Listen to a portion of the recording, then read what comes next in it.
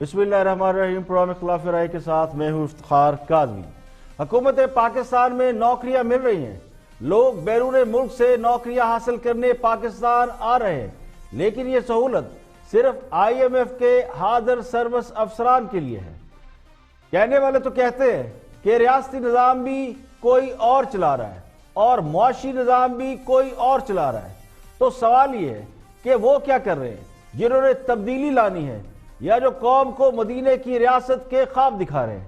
کبھی آٹا مہنگا، کبھی چینی مہنگی، کبھی ٹماٹر غائب، کبھی ڈالر کا بحران، کبھی ڈالر کی اونچی اڑان، ٹیکسوں کی بھرمار کے بعد اشیاء خورد و نوش کی قیمتوں میں اضافہ، 40% سے زائد لوگ غربت کی لکیر کے نیچے، بے روزگاروں کی تعداد میں اضافہ، لنگر خانے اور پتہ نہیں کیا کیا۔ کیا یہ بات سمجھنے کے لیے اب کسی راکٹ سائنس کی ضرورت ہے کہ ملک کس سمت میں جا رہا ہے؟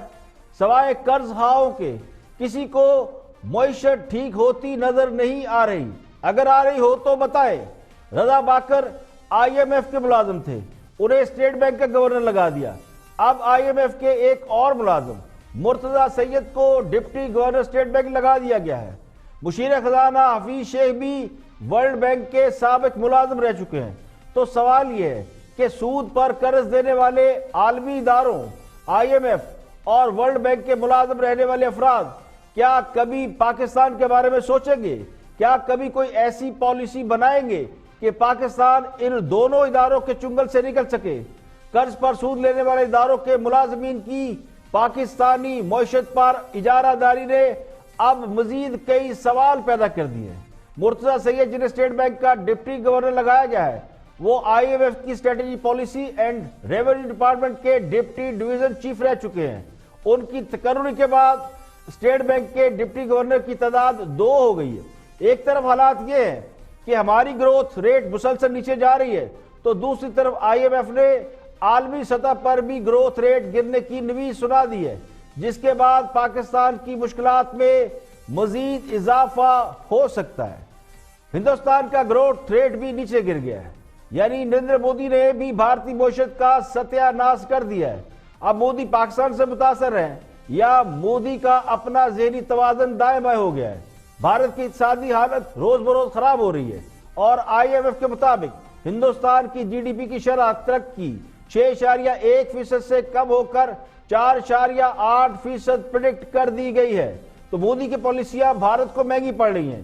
جب سے بھارتی وزیر اعظم نے کشمیر کا سٹیٹس تبدیل کیا ہے اور بھارت میں شہریت کا بل متعارف کرایا ہے، بھارت میں ہنگامے پھوٹ پڑے، حالات خراب ہے، اکانومی مسلسل زوال کی طرف گامزن ہے، اور وہ GDP جو کبھی 7-8 کی طرف جا رہا تھا، پھر 6.1 پہ آیا اور اب 4.8% پہ جا رہا ہے۔ تو ہندوستان میں ترقی سے تنزلی کا سفر جاری ہے۔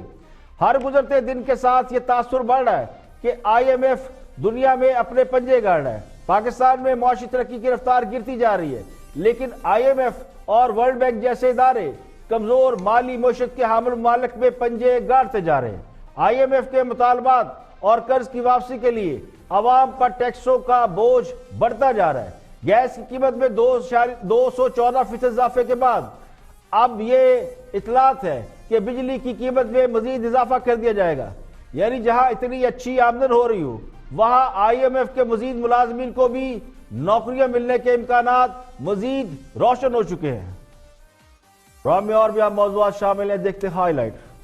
میں نے 1 جنوری کو جو میٹنگ خان صاحب سے کی ہے اس میں بیٹھ کے سارے ایشوز ڈسکس کیے ہیں اور کافی حد تک 90-95% چیزیں کلیئر ہو گئی ہیں۔ کلیئرٹی یہ آ گئی ہے کہ اب ہم مور اور لیس ایک پیج پہ ہیں اور اس طرح کی کوئی آؤٹ اسٹینڈنگ چیز نہیں ہے جس میں کوئی ابہام رہے۔ ہم جب گئے تھے کولیشن میں تب ہم اسی عہد کے ساتھ گئے تھے کہ ہم نے ان کو سپورٹ کرنا ہے۔ بلکہ یہی نہیں، انہوں نے یہ تک کہہ دیا اس پروگرام میں کہ عمران خان صاحب حلف جب اٹھایا قومی اسمبلی میں گئے تو پہلی تقریر جو کرنی تھی وہ تو بڑی دوستانہ تقریر انہوں نے کرنی تھی، ہاتھ بڑھانا تھا آگے۔ جو تقریر لکھی ہوئی تھی وہ تو بڑی دوستانہ تقریر تھی، لیکن جب اپوزیشن نے وہاں شور شرابہ کیا تو خان صاحب نے وہ تقریر نہیں کی اور موڈ بدل لیا، اور موڈ بدل یہ گیا ان کا ان کا. مفہوم تھا کہ جب تک میں تو بات یہ کر رہا ہوں کہ اس میں اسٹرکچرل ریفارمز چاہیے، وہ بھی نہیں ہوئے، اسٹرکچرل ریفارمز نہیں ہو رہی، یہ شروع اس ہی طرح نہیں تو ہوئے. نہیں چل سکتا معاملہ. دوسرا پرسیپشنز کی بڑی بات ہوتی ہے، ہماری پالیٹکس ریالٹی سے زیادہ پرسیپشن پہ چلتی ہے. اس وقت میں ابھی آپ سے آؤں گا ذرا آٹے کے بحران کی طرف. آٹے کا بحران ہے یا نہیں ہے؟ اگر پرسیپشن بن گئی بہران ہے تو پھر بحران ہے. اصل بات یہ پرسیپشن کے اوپر چلتی ہے. پنجاب کی حکومت جس اور طرح پھر ایک پینک ہو جاتا ہے. پچھلے سال آبادی 212 ملین تھی اور 115 کے جی پر پرسن پہ ہم لگاتے ہیں اسٹیمیٹ. اس سال ہم نے 217 ملین پہ کی ہے، 5 ملین اور اضافہ ہو گیا آبادی میں. تو اس وقت ہمارا جو ہے جو کنزمپشن کا ٹارگٹ ہم سمجھتے ہیں اس ملک میں ہوگا وہ 27 ملین ٹن ہوگا. خانزادہ ہر گزرتا دن پاکستان تحریک انصاف کی حکومت کی کارکردگی پر سوال اٹھا رہا ہے، بیڈ گورننس پر سوال اٹھا رہا ہے، ساتھ ساتھ بار بار یہ سوال اٹھ رہا ہے کہ ہر بڑا مافیا تحریک انصاف کی حکومت سے فائدہ لے جاتا ہے اور کارروائی کوئی نہیں ہوتی. وزیر اعظم بار بار ٹویٹس کرتے ہیں، اپنی تقاریر میں کہتے ہیں کہ ان کا مقابلہ مافیاؤں سے ہے. کہ اللہ کے فضل سے یہ ملک وہ ہے جو پہلے 7ویں نمبر پہ تھا، اب 8ویں نمبر پہ گندم پیداوار 25 ملین ٹن.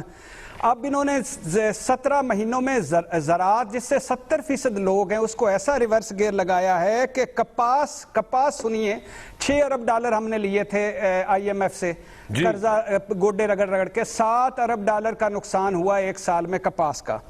اور اچھی خبر یہ ہے کہ حکومت اور اپوزیشن نے نئے چیف الیکشن کمشنر کے نام پر اتفاق کر لیا. سکندر سلطان راجہ نئے چیف الیکشن کمشنر ہوں گے. الیکشن کمیشن ممبران اور چیف الیکشن کمیشن کی تربیت کے لیے حکومت اور اپوزیشن کی پارلیمانی کمیٹی کا اجلاس ہوا اور حکومتی کمیٹی کی چیئرمین شیرین مزاری نے اعلان کرتے ہوئے بتایا کہ سکندر راجہ نئے چیف الیکشن کمیشنر ہوں گے. نثار درانی الیکشن کمیشن کے ممبر سندھ اور شاہ محمد جدوئی الیکشن کمیشن بلوچستان کے ممبر ہوں گے. پارلیمنٹ کمیٹی کے فیصلے سے پرائم منسٹر کو آگاہ کیا جائے گا، جس کے بعد ان کی منظوری کے بعد نوٹیفیکیشن جاری کیا جائے گا. اور دوسری اہم خبر یہ کہ لاہور ہائی کورٹ نے وزیر اعظم نواز شریف کے پرنسپل سیکرٹری رہنے والے فواد حسن فواد کی ضمانت منظور کر لی ہے. لاہور ہائی کورٹ میں جسٹس طارق عباسی کی سربراہی میں 2 رکنی بینچ نے فواد حسن فواد کی درخواست ضمانت کی سماعت کی اور انہیں 10-10 لاکھ کے ضمانتی مچلکے جمع کرانے پر رہا کرنے کا حکم دیا. فواد حسن فواد کو گزشتہ سال 5 جولائی کو نیب لاہور نے حراست میں لیا تھا. ان پر اختیارات کے ناجائز استعمال کا الزام تھا. گرفتاری سے قبل فواد حسن فواد کو نیب میں پیش ہونے کے لیے 11 مرتبہ طلب کیا گیا تھا. وہ 4 مرتبہ نیب کے سامنے پیش ہوئے. فواد حسن فواد سے آشیانہ ہاؤسنگ مالکیت سے متعلق سوالات کیے گئے، جس کا مناسب جواب نہ ملنے کا الزام لگا کر نیب نے انہیں گرفتار کر لیا. فواد حسن فواد کی مدت ملازمت بھی ختم ہو گئی، یعنی 13 جنوری کو فواد حسن فواد اپنی سرکاری ملازمت سے ریٹائر ہوئے تو وہ نیب کی تحویل میں تھے. انتہائی باصر اور طاقتور بیوروکریٹ 30 برس تک خدمات سر انجام دینے کے بعد پابند سلاسل رہ کر ریٹائر ہوئے. سرکاری ریکارڈ کے مطابق فواد حسن فواد کی تاریخ پیدائش 14 جنوری 1960 ہے اور 13 جنوری کو ان کی عمر 60 برس ہو گئی، جس کے بعد وہ ریٹائر کر دیے گئے. اور سب سے پہلے بات کرتے ہیں آٹے چینی کے بحران کی. حکومت ابھی تک یہ وضاحتیں دے رہی ہے کہ ملک میں گندم کا کوئی بحران نہیں، لیکن اس کے باوجود وزراء پریس کانفرنس بھی کر رہے ہیں، بیانات بھی دے رہے ہیں. لیکن جو کنسرن اتھارٹی ہے وہ ہے خسرو بختیار. ذرا پہلے ان کی بات سنتے ہیں کہ ان کے نزدیک ملک میں گندم کا بحران ہے یا نہیں ہے، اور اگر ہوا تو پھر کیوں ہوا. دیکھتے ہیں وزیر خوراک خسرو بختیار صاحب. ہم جب ایسٹیمیٹ کرتے ہیں کہ ملک کو کتنے آٹے گندم کی ضرورت ہے تو ہم کرتے ہیں آبادی پہ. پچھلے سال آبادی 212 ملین تھی اور 115 کے جی پر پرسن پہ ہم لگاتے ہیں ایسٹیمیٹ. اس سال ہم نے 217 ملین پہ کی ہے، 5 ملین اور اضافہ ہو گیا آبادی میں. تو اس وقت ہمارا جو ہے جو کنزمپشن کا ٹارگٹ ہم سمجھتے ہیں اس ملک میں ہوگا وہ 27 ملین ٹن ہوگا. لوگوں نے روٹیاں واقعی زیادہ کھاتے ہیں اس ٹائم. ہم مہینوں پہ تو نہیں جا سکتے. آپ کے کیبنٹ کولیگ نے ایک بات بتائی ہے، وہ تو کلیریفائی کر دیں. یہ حقیقت ہے کیونکہ آپ کی منسٹری سے ریلیٹڈ ہے. وفاقی وزیر برائے غذائی تحفظ اور تحقیق کا انہوں نے کہا سروے بھی موجود ہے اس حوالے سے. آپ کے پاس ہے وہ؟ میری سن لیجیے، ہم تو پورے سال کا کرتے ہیں، منتھلی بیسس پہ کوئی ایسی بات ہمارے ایسٹیمیشنز میں نہیں ہوتی. عرض یہ ہے کہ آج میں آپ کو بڑے وثوق سے کہہ رہا ہوں کہ 40 لاکھ ٹن گندم حکومت کے ذخائر میں ہے جو ہم ریلیز کر رہے ہیں. امپورٹ کیوں کر رہے ہیں؟ میری بات سن لیں. پچھلے سال ہماری 12 لاکھ گندم کم ہوئی, 7 لاکھ ٹارگیٹ سے اور 12 لاکھ ایکسپیکٹیشن سے. موسمی حالات دنیا میں اس وقت کلائمیٹ چینج کا امپیکٹ ہے. اگر دوبارہ اس دفعہ جب فصل تیار ہو, جو ہمارا ٹارگیٹ ہے 27 لاکھ ہمیں کنزمپشن کے لیے چاہیے, اور خدا نہ خواستہ اگر موسمی حالات ہو جائے تو اس وقت تو ایک دن میں تو گندم امپورٹ نہیں ہو سکتی نا. اس کے لیے آپ کو تو پھر ایکسپورٹ کیوں کر رہے تھے آپ لوگ آگے؟ ایکسپورٹ کا ہم نے جب فیصلہ پچھلی گورنمنٹ اسی گورنمنٹ نے کیا, وہ ہم نے کیا تقریباً نومبر 2018 میں. اس وقت 37 لاکھ ٹن گندم پچھلے سال کی کیری اوور تھی. ایسٹیمیشن تھی کہ ایک بمپر کراپ آ رہی ہے. جیسے ہی ہم نے دیکھا کہ مئی کے اندر, کیونکہ جب گندم آ جاتی ہے پھر پروکیورمنٹ ہوتی ہے, تو مئی جون میں ہم نے سمجھا کہ اس وقت 12 لاکھ ٹن گندم کم ہمارے ٹارگٹ سے پیداوار ہوئی ہے, تو فوراً ہم نے اس پہ بین لگا دیا. تو ٹوٹل ایکسپورٹ جو ہوئی گندم اس اسنا میں وہ 2,80,000 ہوئی. 1,63,000 ہوئی پاسکو کے تھرو اور 1,17,000 پرائیویٹ سیکٹر نے ایکسپورٹ کی.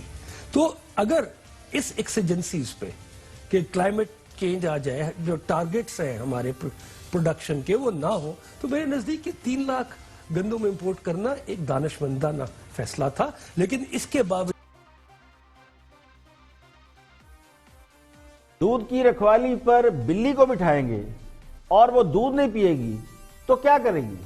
چینی اور اجناس کے کاروبار کرنے والوں کو اگر آپ وزارتیں دیں گے تو وہ اس میں سے اپنے فائدے تلاش نہیں کریں گے تو کیا کریں گے؟ جو خود ہی اشیاء کا بحران پیدا کرتے ہیں, خود ہی اس بحران کو دور کرنے کے لیے ذخیرہ کیا ہوا مال بیچتے ہیں. گندم کا جو بحران ہوا ہے اس کے بارے میں یہ تاثر موجود ہے کہ یہ باقاعدہ بحران پیدا کیا گیا. میں نہیں مانتا کہ یہ نااہلی ہے, نیگلیجنس ہے. میرا گمان یہ کہ یہ سب پلاننگ کے تحت ہوا. اس میں بڑی رقم اور بڑے فائدے انوالو ہیں. خود وزیر صاحب فرما رہے ہیں کہ موسم خراب تھا اور پیداوار کم تھی. موسم کے باعث گندم کی فصل میں کمی ہوئی, لیکن پھر 3 لاکھ ٹن گندم درآمد کر دی گئی, باہر بھیج دی گئی. اور اہم نقطہ یہ کہ 8 لاکھ ٹن گندم پولٹری فیڈ کو دے کر سپلائی متاثر کی گئی. یعنی 8 لاکھ ٹن گندم مرغیاں کھا گئی, جس نے ڈیمانڈ میں اضافہ کیا.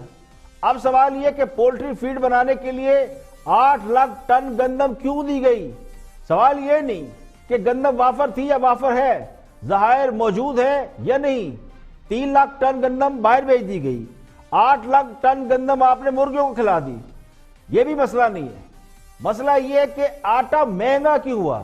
اگر گندم موجود ہے, وافر ہے, تو پھر آٹا مہنگا کیوں ہوا اور عوام کو آٹے کی قلت کا سامنا کیوں کرنا پڑا؟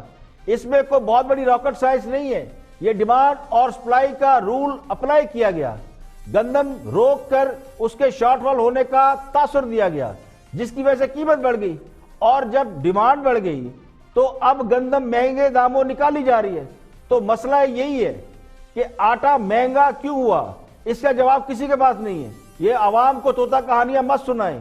وہ کہتے ہیں نا, مجھے راہزنوں سے گلا نہیں, تیری راہبری کا سوال ہے. یہاں پہ لیں گے ایک بریک, اور بریک کے بعد جب واپس آئیں گے اور بھی ہم موضوعات آپ کے ساتھ شیئر کریں گے. ہمارے ساتھ رہیے. Welcome back. آپ دیکھ رہے ہیں پروگرام اختلاف رائے. میں افتخار کاظمی بریک کے بعد حاضر خدمت ہے. جب سے گندم کا بحران ہوا ہے اور دیگر مسائل پیدا ہوئے ہیں, پنجاب میں بھی کافی شور بپا ہے, اور وزیر اعلیٰ پنجاب عثمان بزدار کے حوالے سے بہت چہمگوئیاں ہو رہی ہیں. فواد چودھری جو ہمیشہ یہ کہتے ہیں کہ پنجاب کی جو گورننس ہے یا گورننس کا جو فیلئر ہے وہ بہت بڑا ہے اور وہ اس کا امپیکٹ فیڈرل گورنمنٹ پہ جا رہا ہے. کیوں کہتے رہے فواد چودھری؟ اور کل ڈاکٹر عاشق کوان نے کہا, فردوس عاشق کوان صاحبہ نے کہا کہ اگر عثمان بزدار فیل ہوئے تو پھر عمران خان فیل ہوں گے. تو فواد چودھری اس کا جواب دے رہے ہیں. Watch this. نہیں دیکھیں, اس میں آپ کو بتاؤں, یا آپ یہ کہہ رہے کہ ڈیلیور نہیں کر رہے لیکن ہے بہت کم. نہیں, ایشو یہ ہے کہ جب تک میں تو بات یہ کر رہا ہوں کہ اس میں اسٹرکچرل ریفارمز چاہیے. وہ بھی نہیں ہوئے. اسٹرکچرل ریفارمز نہیں ہو رہی, یہ اس طرح تو نہیں چل سکتا معاملہ. دوسرا پرسیپشنز کی بڑی بات ہوتی ہے. ہماری پالیٹکس ریالٹی سے زیادہ پرسیپشن پہ چلتی ہے. اس وقت میں ابھی آپ سے آؤں گا ذرا آٹے کے بحران کی طرف. آٹے کا بحران ہے یا نہیں ہے؟ اگر پرسیپشن بن گئی بحران ہے تو پھر بحران ہے. اصل بات یہ پرسیپشن کے اوپر چلتی ہے. پنجاب کی حکومت جس طرح ایک پینک ہو جاتا ہے. لیکن اگر 48 گھنٹے ایک اپنا ٹیلی ویژن میڈیا پہ چھایا ہوا ہے, اس کے بعد بحران ہو گیا, وہ آپ اس کو کنٹرول چاہے ہے یا نہیں. کیونکہ ہم اگر حکومت سے بات کرتے ہیں کہتے ہیں سر کوئی بحران نہیں. میں ٹوٹلی اپوزیشن سے بات کرتے کہتے ہیں بحران ہے. سو ابھی میں اس کے اوپر آؤں گا کہ گورنمنٹ نے پرسیپشنز ہی مینیج کرنی ہوتی ہیں. پرسیپشنز تو پنجاب کی پرسیپشن کیسے؟ نہیں دیکھیں نا, بات یہ ہے کہ وزار صاحب کی پرسیپشن کیسے ہے؟ پہلی بات تو یہ ہے کہ میں آپ کو بتاؤں, میں دیکھ رہا تھا ایک کسی کا بیان کہ یہ جی عمران جو بات بزدار کے اگر ناکام ہوتے ہیں تو عمران خان ناکام ہوتے ہیں. کیوں جی؟ عمران خان فردوس عاشق امان, میں نے یہ آپ کو سنانا تھا بھی, اب آپ نے خود ہی کہہ دیا کہ کیا آپ بزدار صاحب پر تنقید کر کے عمران خان صاحب پر تنقید دیکھیں کس قدر مطلب ایک سمجھیے, میں تو کہوں گا بالکل ہی جاہلانہ بات ہے. بزدار صاحب نے اپنی بزدار صاحب فردوس عاشق امان نے نہیں بات یہ ہے, جو بھی یہ بات کرے گا وہ بیوقوفانہ بات ہی ہوگی نا. بزدار صاحب نے اپنی کارکردگی کا حساب دینا ہے, عمران خان نے اپنی کارکردگی کا حساب دینا ہے. بزدار صاحب نے عمران خان صاحب نے بزدار صاحب کی کارکردگی کا بھی جواب دینا ہے اور اپنی کا بھی جواب دینا ہے. یہ نہ کہیں کہ انہوں نے اپنا جواب دینا. سندھ میں بحران ہے جو وہ مراد علی شاہ صاحب کا, اس کا جواب بھی عمران خان نہیں دینا ہے. نہیں یہ کم از کم یہ تو حکومت آپ کی ہے. بات یہ نہیں, میں آپ کو حکومت نہیں ہے, حکومت پنجاب میں چیف منسٹر کی ہے, وفاق میں پرائم منسٹر کی ہے. یہ کیبنٹ اور ان کی طریقہ ہے, وہ کیبنٹ اور ان کا طریقہ ہے. یہ میں تو پرائم منسٹر صاحب سے اس بات کے اوپر مجھے بڑا دکھ ہے.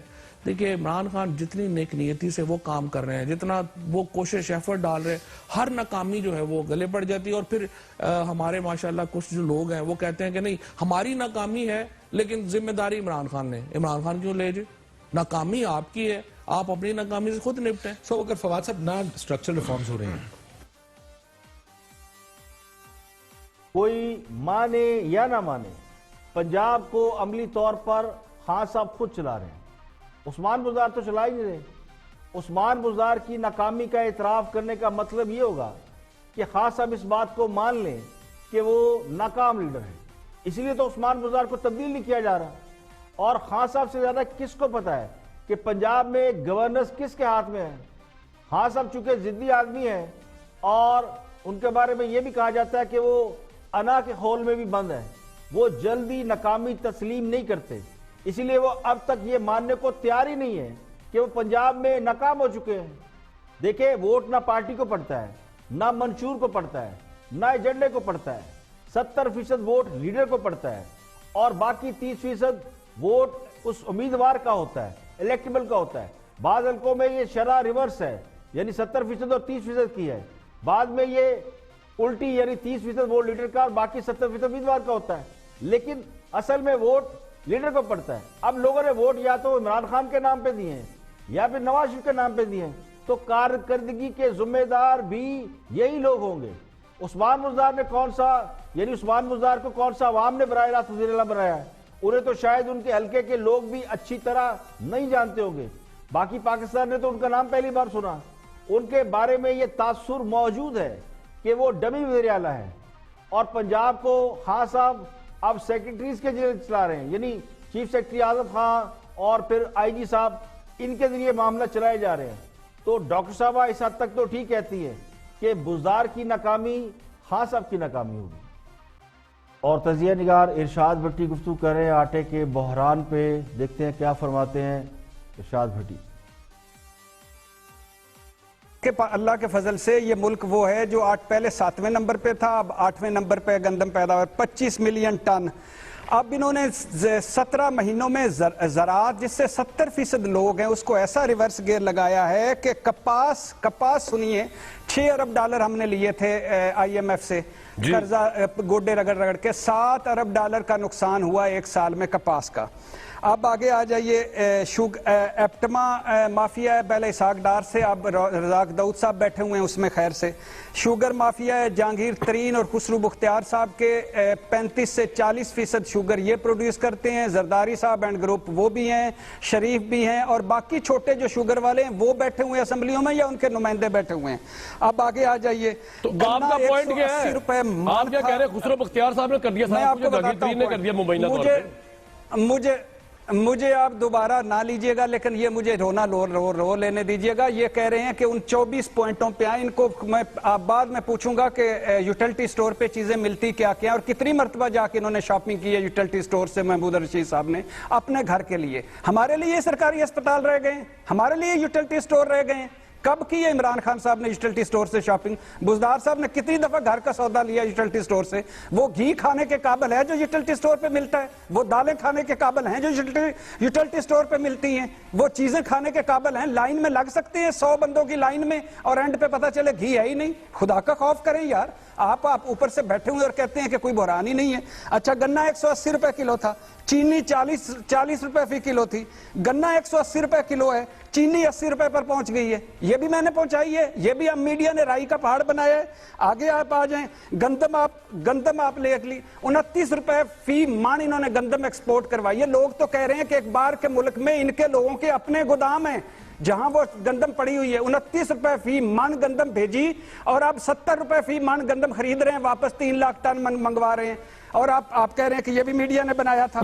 आप गंदम की कीमत आप अंदाजा करें, 65 रुपए फी मन बढ़ाई है, 5% और पैदावारी लागत 70 रुपए फी मन बढ़ा दी है आपने। और ये भी हमने मीडिया ने बनाया। वो 300 अरब जो आप इन बड़ों को माफ करने जा रहे थे, जिसपे हमने शोर डाला था, वो भी मीडिया ने बढ़ाया था। यार क्या कर रहे हैं आप? कैसे मियां साहब रिस्पॉन्ड कर रहे हैं आपने क्यों आप समझते हैं कि नहीं बात ही सारी 24 लाख टन पड़ी हुई है, 24 लाख टन पंजाब के गोदामों में गंदम पड़ी हुई है। 24 लाख टन ये क्यों नहीं निकालते? ये मिसमैनेजमेंट है, ये नायली है और ये करप्शन है, इसमें शामिल है, इसमें सारे शुगर माफिया शामिल है। कल तक जो लोग ये कहते थे, बल्कि इल्जाम लगाते थे कि उनके बच्चों का दूध नवाज शरीफ पी गया, वो आज ये कहते हुए क्यों घबरा गए हैं कि उनके बच्चों का आटा कौन खा गया है? अब हुकूमत के हमायती तजिया निगार ये भी इल्जाम आयद कर रहे हैं। ये हम नहीं इल्जाम आयद कर रहे, बल्कि वो जो हुकूमत को डिफेंड करते हैं वो ये कह रहे हैं कि जो गंदम बाहर भेजी गई वो सस्ते दामों भेजी गई और खुद हुकूमत के लोगों ने गंदम खरीद कर बैरून मुल्क अपने गोदामों में रखी हुई है। अब वही गंदम महंगे दामों वापस मंगाई जाएगी। यानी 1 लाख टन में 20 रुपए किलो के हिसाब से भी अगर आप मुनाफा लगाएं तो ये रकम अरबों रुपए में बनती है। सवाल ये है कि क्यों इसकी बाकायदा तहकीकात का मुतालबा नहीं किया जा रहा? ये बात तो ऑन रिकॉर्ड है कि बैरून मुल्क बड़ी मिकदार में गंदम भेजी गई, तो इस बात की भी तहकीकात होनी चाहिए कि पोल्ट्री फीड्स के नए लाइसेंस किसको मिले और वो कौन लोग हैं जो पोल्ट्री फीड के जिनको लाइसेंस मिले, उनका ताल्लुक किस जमात से है, जिन्हें 8 करोड़ 8 लाख टन गंदम मुर्गियों को फीड करने के लिए दे दी गई। तो हकीकत यही है कि जो पीपल पार्टी के दौरे हुकूमत में कार्टेल बने थे, वो कार्टेल आज फिर से दोबारा एक्टिव हो गए हैं, जो किसी न किसी चीज का बहरान पैदा कर देते हैं और जहीरा अंदोजी करके माल कमाते हैं। आप भट्टी साहब ये मत बताएं कि गंदम का भाव क्या था और किस भाव बेची गई या भेजी गई, नाम लेकर बताएं कि उनके बच्चों के हिस्से का आटा कौन खा गया। और आगे बढ़ते हैं और शाहजेब खानजादा भी इस पर अपना तजिया दे रहे हैं कि हुकूमत को किन मुश्किलात का सामना है। देखते हैं क्या फरमाते हैं शाहजेब खानजादा। हर गुजरता दिन पाकिस्तान तहरीक इंसाफ की हुकूमत की कारकर्दगी पर सवाल उठा रहा है, बैड गवर्नेंस पर सवाल उठा रहा है। साथ साथ बार बार ये सवाल उठ रहा है कि हर बड़ा माफिया तहरीक इंसाफ की हुकूमत से फायदा ले जाता है और कार्रवाई कोई नहीं होती। वजीर आजम बार बार ट्वीट्स करते हैं, अपनी तकारीर में कहते हैं कि उनका मुकाबला माफियाओं से है, मगर माजी के मुकाबले में हर बड़ा माफिया इस हुकूमत से मुसलसल फायदा लेता नजर आया है। और अब आटे और चीनी की कीमतों में मुसलसल इजाफा हो रहा है और एक के बाद एक बहरान जन्म ले रहा है। बार बार हुकूमत पर माफियाओं को फायदा देने या माफियाओं का इस हुकूमत से आसानी से फायदा उठाने का इल्जाम लग रहा है और इन बहरानों के पीछे हुकूमती नाअहली नजर आ रही है। आटे के मौजूदा बहरान में ऐसा ही हुआ है और ऐसा नहीं है कि अचानक ही से इस बहरान ने सर उठा लिया है। ये मामला कई माह से चल रहा था। बार बार हुकूमत को ये वार्निंग दी गई कि एक बहुत बड़ा बहरान पैदा हो सकता है, मगर कार्रवाई नहीं की गई। कीमतें बढ़ रही थी, डिमांड और सप्लाई का फर्क बढ़ रहा था। मुतल्लिका अफराद खबरदार कर रहे थे کہ آٹے کا بحران اٹھ کھڑا ہوگا، مگر حکومت نے توجہ نہیں دی اور اب بحران سامنے آ گیا ہے تو مسلسل یہ دعوے کیے جا رہے ہیں کہ کوئی بحران نہیں ہے۔ ساتھ ہی ذمہ داری صوبائی حکومتوں پر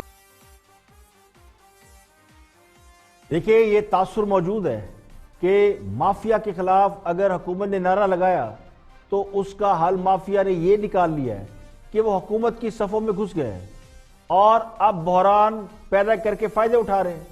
حکومت یا تو اس معاملے میں بے بس ہے، یا پھر کچھ کر نہیں پا رہی، یا پھر جان بوجھ کر معاملات سے پردہ پوشی کی جا رہی ہے۔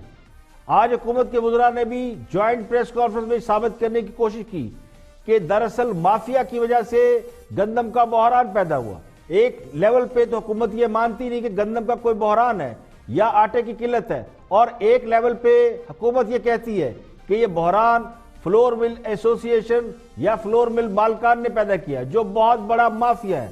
الزام یہ ہے کہ ان مالکان نے، یعنی فلور مل ایسوسی ایشن نے یا فلور مل مالکان نے سبسڈی نہ ملنے کی وجہ سے بحران پیدا کیا۔ تو ذرا وزراء کی پریس کانفرنس دیکھ لیں، پھر ایک دو پوائنٹ اور ایک دو حقائق میں بھی آپ کو بتاتا ہوں۔ ہمارے پاس 23 ملین ٹن کے سٹاک آج بھی موجود ہے، ہمیں کوئی مسئلہ نہیں۔ اب مسئلہ کہاں پر آ رہا ہے وہ میں آپ کے سامنے رکھنا چاہ رہا ہوں، تاکہ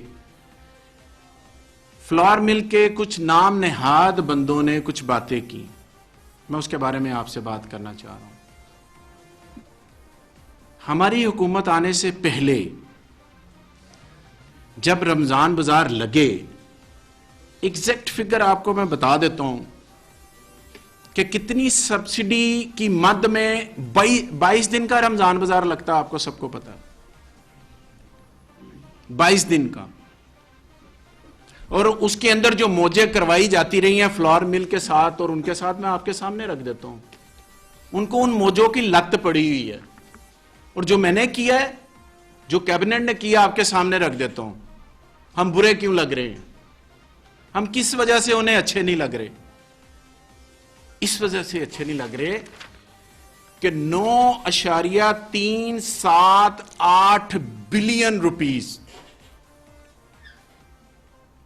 تقریباً 9.25 ارب روپیہ 22 دنوں کے اندر آٹے کے اوپر انہوں نے گھما پھرا کر آٹے کے اوپر سبسڈی کا چارج کیا حکومت پنجاب سے۔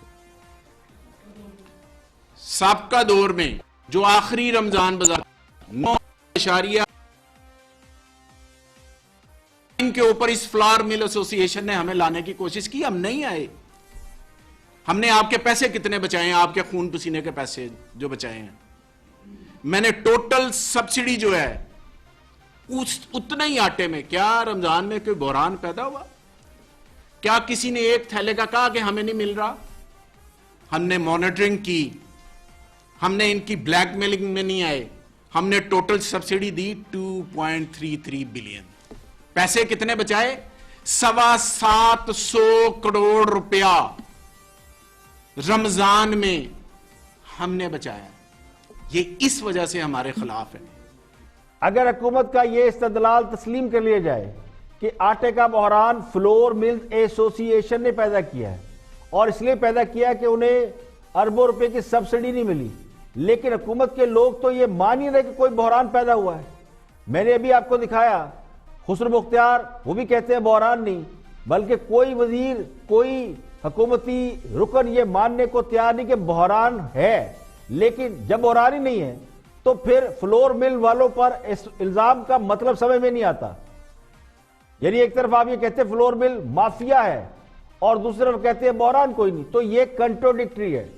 اصل کام یہ ہے کہ حکومت اس بات کا جواب دے کہ میں باقیوں کی بات نہیں کرتا، لاہور کا آپ کو مثال دے دیتا ہوں کہ اس شہر میں سب سے بڑا پولٹری کا کاروبار کس کا ہے، اور پولٹری فیڈ کے لیے لاکھوں ٹن گندم کس کی اجازت سے دی گئی؟ صوبائی وزیر اسلم اقبال صاحب خود پولٹری کے کاروبار سے منسلک ہے، یا جب انہوں نے کاغذات نامزدگی جمع کرائے تھے تو اس وقت انہوں نے بتایا تھا کہ وہ شہر کے 40-50% پولٹری کے کاروبار سے ایسوسیٹ ہے۔ تو وہ اس بات کا جواب دیں کہ کس کے کہنے پر 8 لاکھ ٹن گندم پولٹری فیڈ والوں کو دی گئی، اور مافیا کون ہے؟